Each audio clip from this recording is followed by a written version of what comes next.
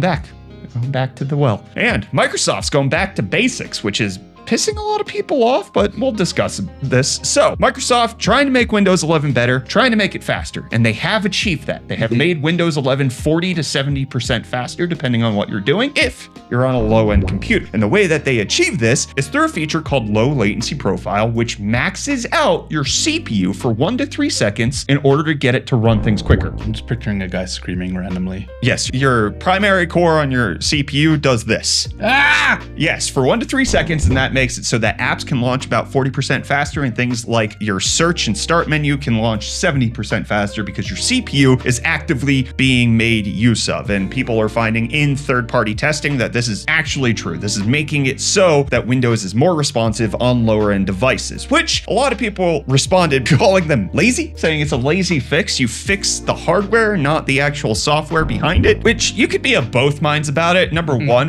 why weren't they utilizing the hardware in the first place? Is a little bit of a question I would have, is like, why was their performance left on the table? That's a good point, actually. Yes. But then on the other side is like, okay, you're not actually making Windows faster. You're making my computer less efficient and work harder. Yeah, maybe they're trying to balance like an eco thing. Potentially, yes. But to say, oh, now we have performance enhancements, but it's coming at a major cost to things like potentially battery life, then it's less of a overall win. But Microsoft not doing themselves any favors by having a VP speak out about this, because the way he compares it is quite hilarious. So essentially saying all modern operating systems do this. Okay, Mac OS and Linux, they do it. It's not cheating. But the comparisons he makes, it's kind of funny, especially with Linux. He specifically says that Linux menus can feel lighter because they often do less work and integrate fewer services. Yeah. That's kind of what we want. Yeah, that's the thing that people are saying Microsoft is bad at, is that like Windows is bogged down with too much stuff. So if you're saying that Linux doesn't need to boost the CPU because it does less, you're so close to getting it, pal. It's right there. You're almost there. But then also saying Apple does it and Yin's love it. So